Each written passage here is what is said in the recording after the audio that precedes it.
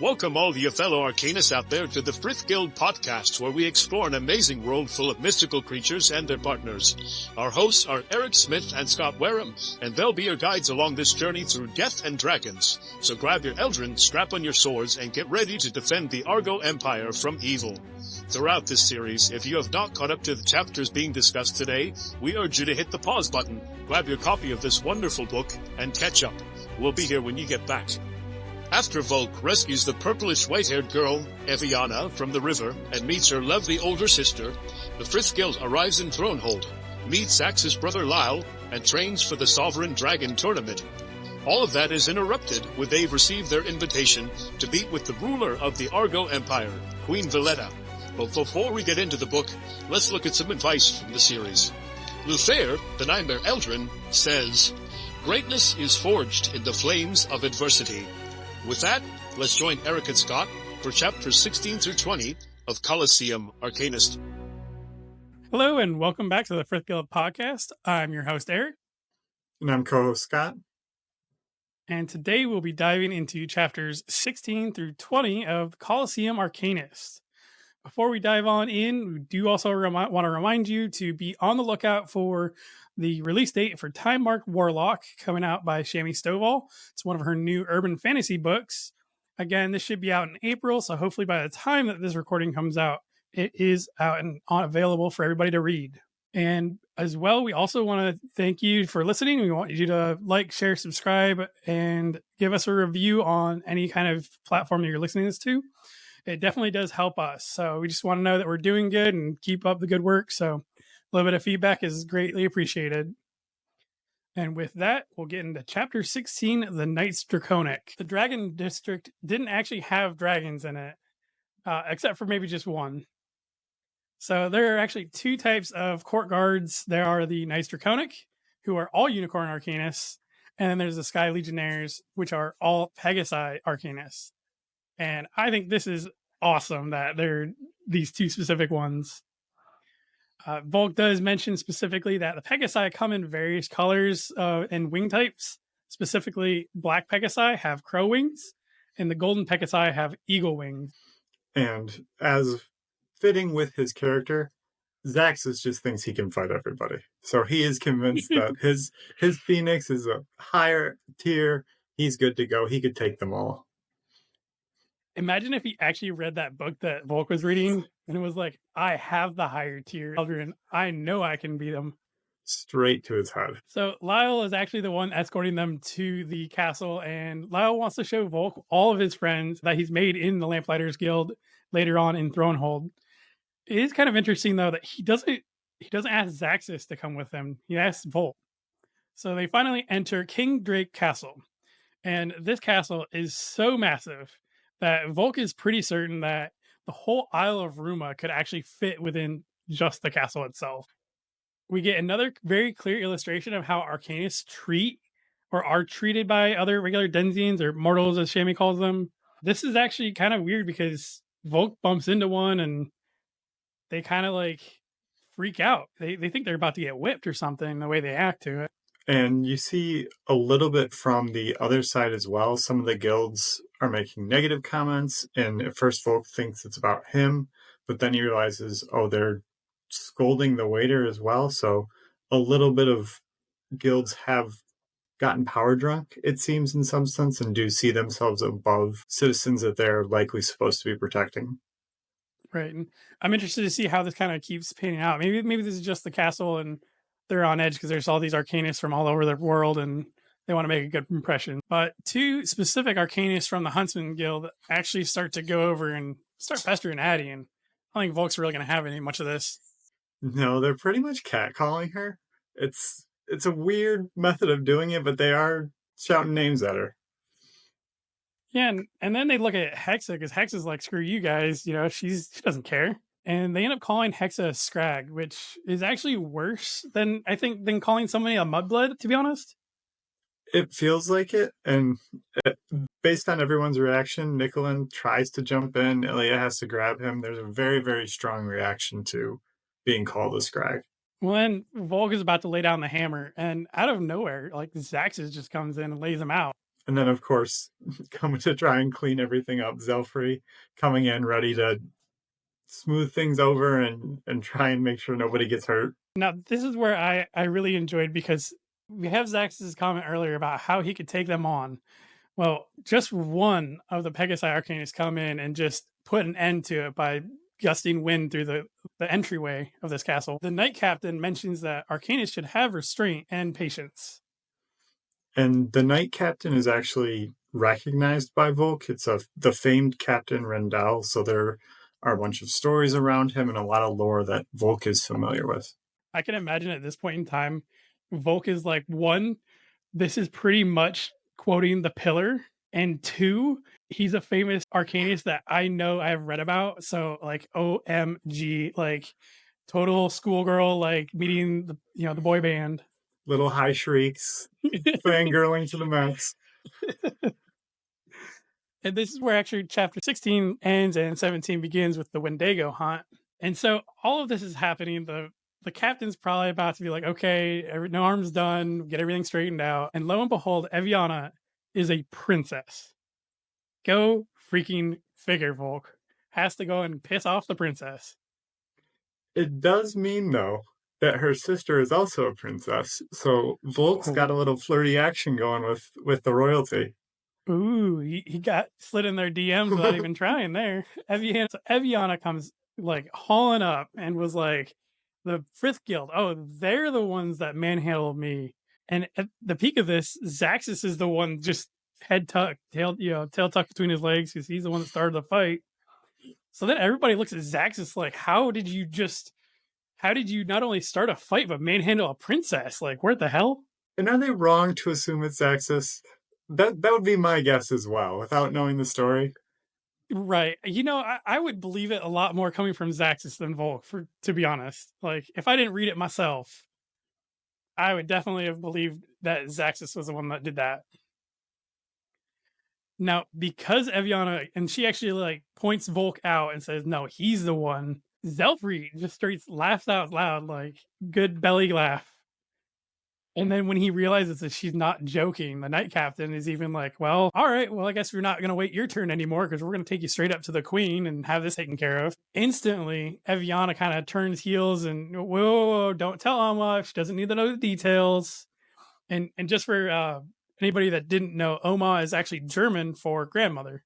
So that had to be one hell of a climb to the queen's chamber, because it takes them a few minutes. It takes a long time, and high enough that they can get to a dragon as well. The dragon has to be able to sit in on this, so it's a long trek there. Shoot, I'd be winded myself just freaking climbing those stairs. They get to the top of the stairs, and of course, right outside of the throne room where she's going to be seeing everybody, she has all 12 of the runestones displayed outside of her throne room. Like, I guess that's one less thing for them to figure out where they are. Definitely helps out a lot. And the decor also, besides the runestones, everything is covered in nullstone as well. So there's a lot of effort and majesty put into this castle.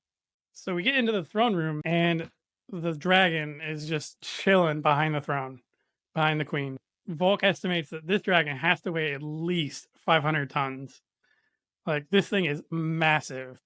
Captain Rendell goes up to the queen and lets her know as to why he's there. And she wants to know what the heck happened. And Eviana's put on the spot because she doesn't want to tell her Oma.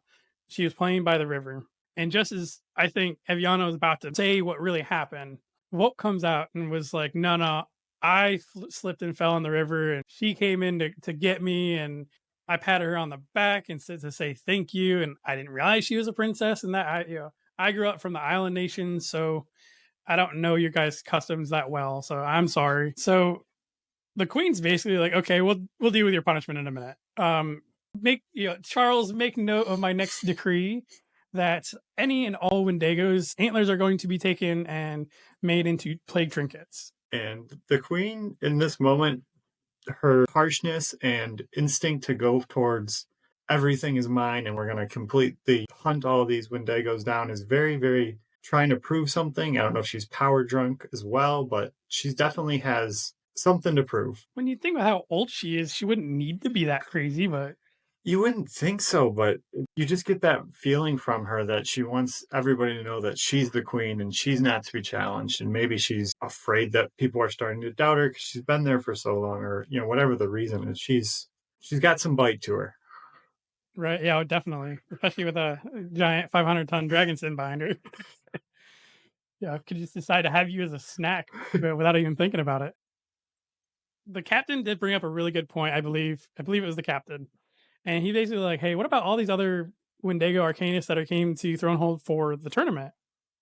And she's like, well, what we'll do is we'll give them 3 months to get the hell out of our area, and if they're still here and we catch them, then we're gonna kill them.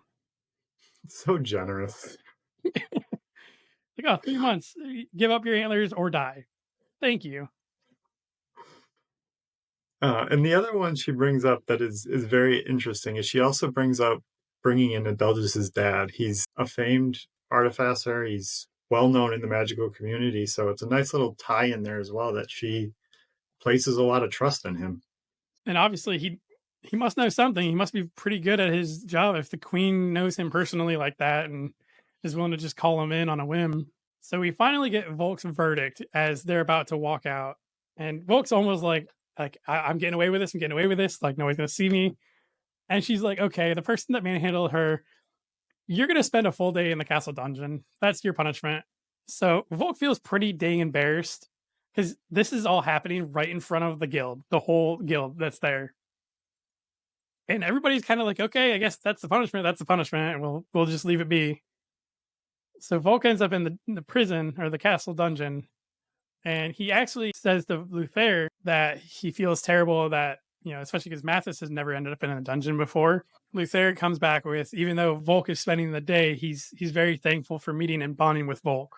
It's a really sweet moment between them. I know Volk wasn't necessarily looking for it to be emotional, but Luther said what needed to be said and really providing a lot of comfort. And the other piece that Luther mentions, we saw it in previous chapters as well, is he brings up again that he wants to go back and at least see the people from the Steelthorn Inquisitors that he knew from before. And that's a pretty solid understanding on that, because that's where he spent most of his time with, all of his time with Mathis, I assume. Going back to see familiar faces, it was always probably nice. Before the captain walked away after slamming the door on, Volk in the dungeon, he did state that the captain really collected a lot of more information from Eviana that she let on.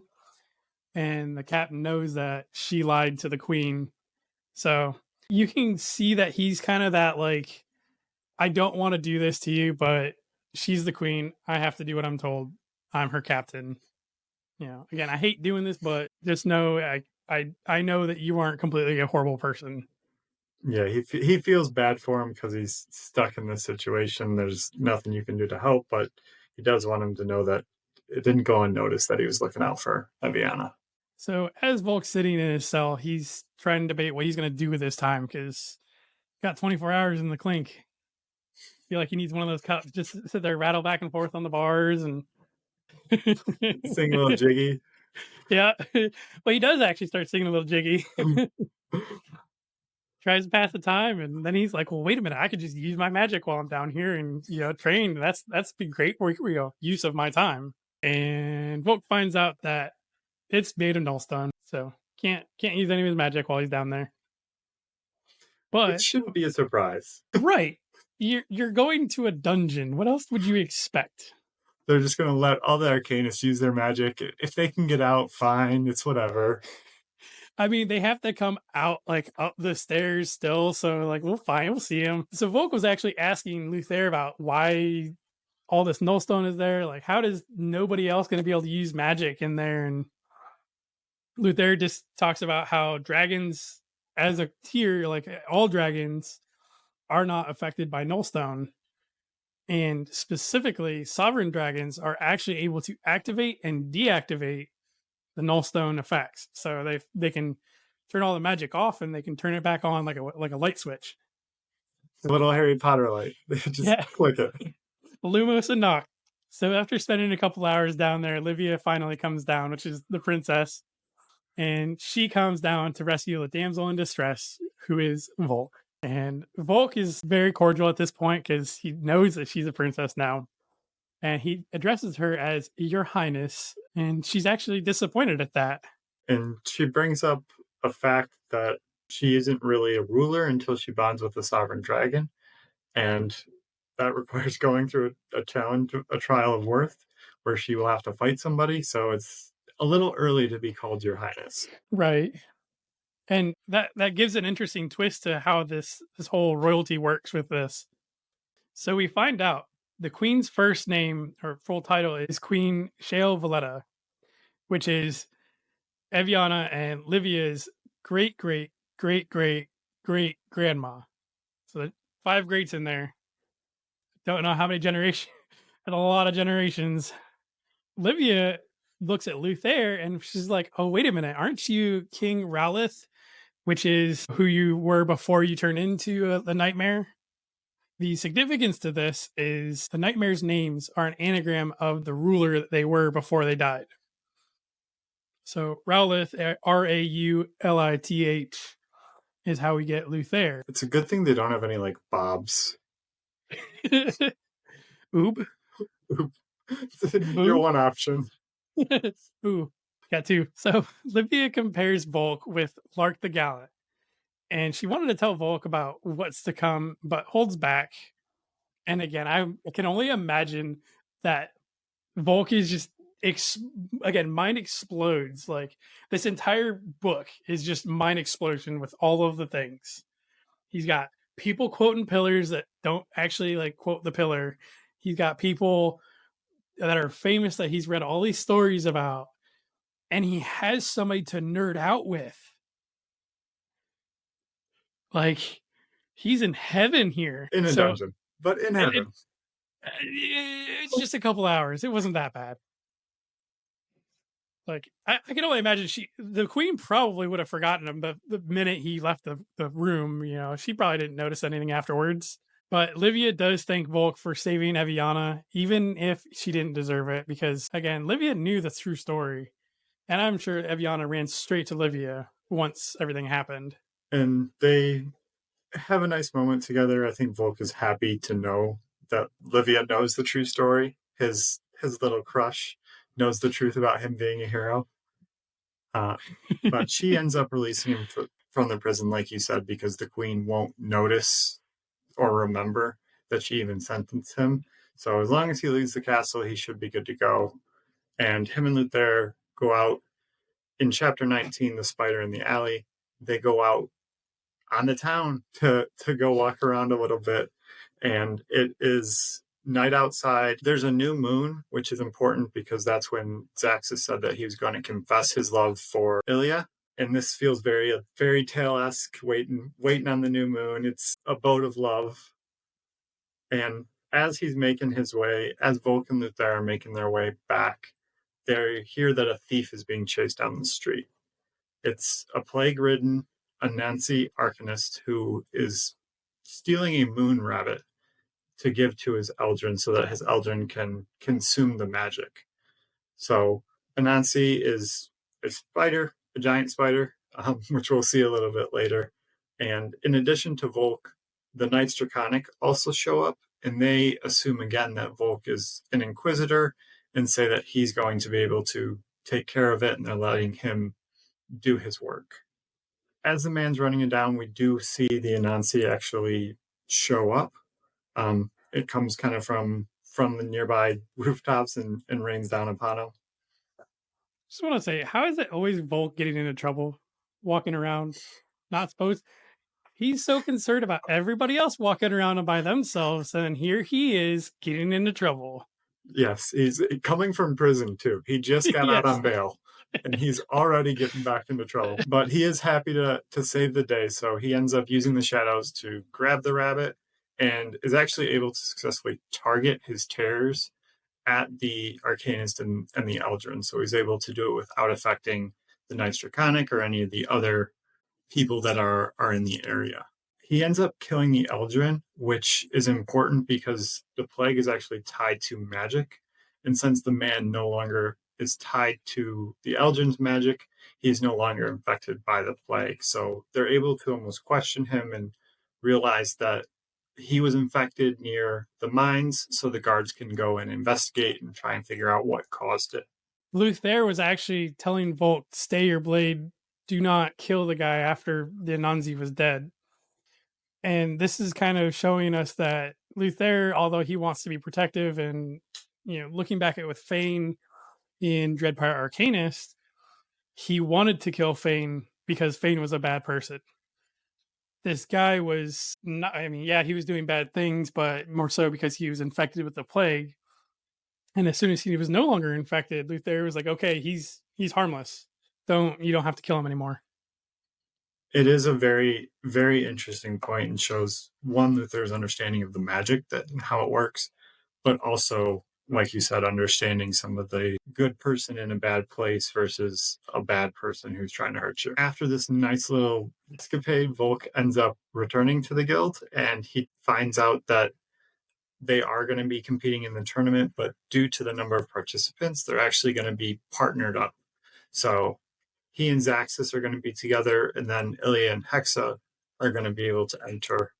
And Zaxxas is actually happy that Volk's on his team because that means at the end, once they split up for the semifinals and the finals, they'll be able to fight each other, and he can prove he's better and win Ilya's love, essentially. That's all he cares about. I swear, these two are like Guy Lee and Kakashi from Naruto. Just the way how competitive they are and always button heads. And I feel like one person, Volk, is kind of the like, I don't want to constantly be competing with you, Zaxxas. And Zaxxas' Guy Lee just like, I don't care. I'm going to show that I can beat you. Yes, they're constantly going at each other. And that brings us to chapter 20, which is a challenge. And Volk is even more determined after Zaxxas' comments to be able to beat him. And Luther sees this. And again, Luther quote, and I always love Luther quotes. He says, greatness is forged in the flames of adversity. I can see the blaze in your eyes now. And it's always been there, but the light burns with an intensity I've yet to experience from you. Very, very intense. Volk wants to bring home the bacon. He's ready for it. He is motivated. He is ready. He's got his book. He's prepared. He's putting in the work. They also find out that Thiessen is in town, but Adelgis is essentially not going to go see him for a few days because he knows he's busy and he doesn't want to bother him. And it just kind of another glimpse into the relationship and the no love between the two. Volk is training and again is getting some water and has this very awkward moment with the attendants. And then you can really tell that he's struggling to embrace being a class above as an arcanist. Well, shoot. I mean, the attendant was about to like wet himself because Volk decided to grab the pitcher of water and just chug it like a barbarian than to use a glass. And yeah, I get it. He's thirsty. I ain't blaming the guy, but again, like you see that these, and this is at the hotel. This isn't at the castle. So you can see that these mortals are like god awful afraid of these arcanists, and it's not a just trying to put their best foot forward and bring honor to whoever. They seem like they have literally been beaten because of this. And based on the other guilds making comments and blaming the waiter at the palace for tripping and falling and colliding with Volk, you can tell that almost anything bad that happens, the guilds are just going to almost blame it on them. So they are constantly on the lookout trying to avoid something, because even if it's not their fault, they're going to be the ones that have to deal with the repercussions from it. I mean, shoot, the waiter from the castle that bumped into Volk offered to pay for it, and he's, oh, no, I'll pay for it. It was my mistake. I messed up. Like, that's not normal. No, and it's very different because in some of the earlier books we saw that they were getting free passage on a ship, which you think, okay, ship might not be at full capacity. They could probably handle that, so it's not a ton of gold loss, but it seems to have escalated to another level in Thronehold. I mean, on the Isle of Landon, they respected the Arcanists. They bowed, they showed their respect. Like you said, they offered free passage, free cart ride, but they weren't walking on eggshells around them. And I think this is kind of showing how I guess the northern parts of this world don't, fear them because especially because like I imagine living in a city like Thronehold, the aristocrats are going to be aristocrats, and Yeah, and it's a whole lot different on some of the other cases. You think the Isle of Ruma, they have every 10 years they have a couple of arcanists. They're not frequently interacting with them or dealing with them on a day-to-day. So it's very different when your job is dependent on them not getting upset at you, essentially. right. Yeah, so I mean, shoot, even the Isle of Ruma, they may see an Arcanist every here and there with a ship or a boat that's passing through, but that's probably the extent of it. I imagine they don't call for Arcanists very often because it's such a long trip to get there for them. Yeah, so All right, moving on. We digress. Yes. So Volk is training with Zelfree, and Zelfree is helping him to understand essentially that Volk needs to, one, know what his strengths are, but two, also use any information that he can get from an enemy to their disadvantage. And he also kind of chides Volk, same with what Luther had said. You need to know your strength because you're right now afraid to use any strength at all, and that's going to result in you getting killed. As they're going through this training session, we get a Reaper Arcanist that shows up, and he just wants to fight Zelfree. I feel like you could have just been like, all right, on the count of 3, just whip it out. All right, 1, 2, 3. That's what it felt like. And Zelfree does not want to partake in this. He only wants to train his apprentices, and we learn that the Reaper has chains along with his scythe and actually has the names of the people that he's killed or bested in battle, and the Reaper really, really wants Zelfree's name on the chain. Zelfree keeps pushing back, so the Reaper pushes and says, his apprentices are better than Zelfree's. He had 2 apprentices that we met earlier in the Thronehold, but he also has 2 other ones which he feels will be a bigger challenge and be able to best any of Zelfree's apprentices.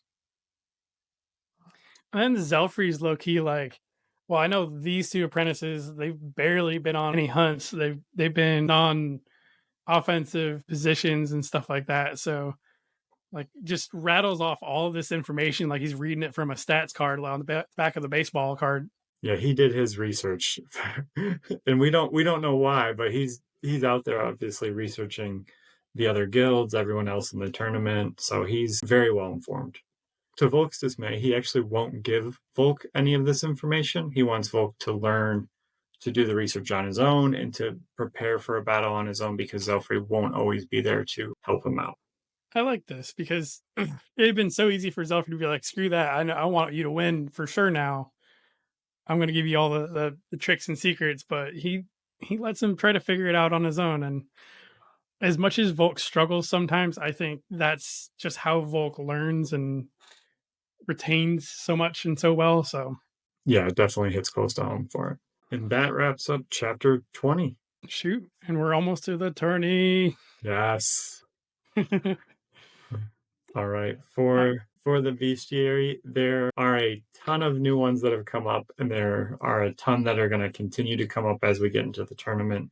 So in an effort not to bombard everyone with a second podcast just about mythical creatures, we're going to pick a couple each week and kind of add to them as we go. So some of them may not be from the section that we just read, but are from, a prior section that we weren't able to get to.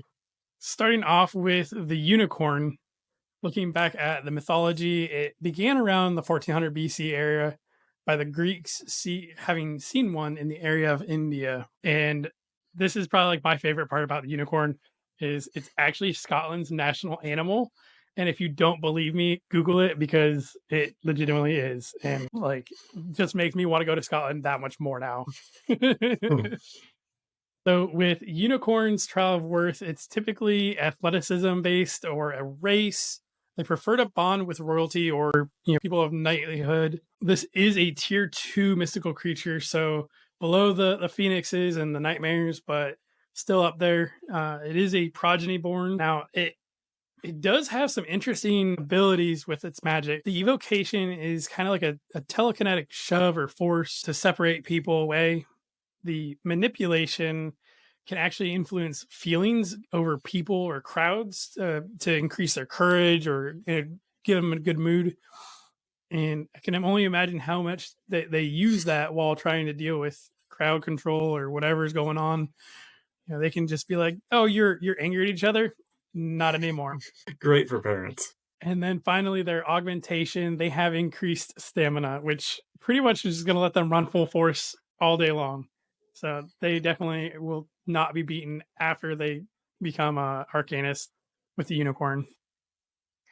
And then finally, they do have some pretty impressive passive abilities that we've seen in the past, mainly with Callisto. They are immune to poisons, diseases. So Callisto, again, remember he got hit with the King Basilisk Venom, but because he had his unicorn horn trinket, he is unable to be killed using poison or disease. But the bane of it is not going to prevent blood disease. They are not immune to the arcane plague. They have to be just as scared and aware as everybody else. The other one we'll bring up is the counterpart to that, the Pegasus. So in mythology, the winged horse Pegasus sprang out of Medusa's head when Perseus killed her, and Pegasus is considered to be the offspring of Poseidon. There are also a tier 2 progeny-born creature, and their trial of worth is also physical prowess, though in this case it's usually acrobatic rather than a race. And as we saw, evocation, manipulation is wind force, able to clear out the entryway, make everybody stop fighting, throw everyone against the walls. So very, very powerful. And then not too much is said about augmentation or passive abilities that they have. All right. And before we wrap everything up, we also want to, again, remind everybody to keep an eye out on a solid release date for the Time Marked Warlock, as this is going to be coming out sometime in April. And again, this is Shammy's new urban fantasy book. So keep an eye on Amazon for when that's available. And we, like always, we'd like to thank Dan Mackison, our editor. And you can find us on Podbean, Google Podcasts, which actually will be transitioning to YouTube Music. So if you haven't switched everything over to there yet, you might want to get doing that soon if you listen to Google Podcasts. We're also on Apple Podcasts, and we have our Facebook group, and we are on YouTube. So if you want to see us as we're talking, and Dan does a great job at putting in images from the awesome source Frith Chronicles fandom wiki. He does a great job getting that pushed over to us as well. And if you want to get a hold of us, you can get us at frithguildpod@gmail.com or send a message to us on Facebook or comment on the page. You're also on Discord. Scott, are you on Discord yourself? I am. For the Capital Station Lounge? Capital Station Lounge, yep. So, Scott, do you have anything else to add today? Get ready for the tournament. It's coming. Thank you for listening and stay tuned.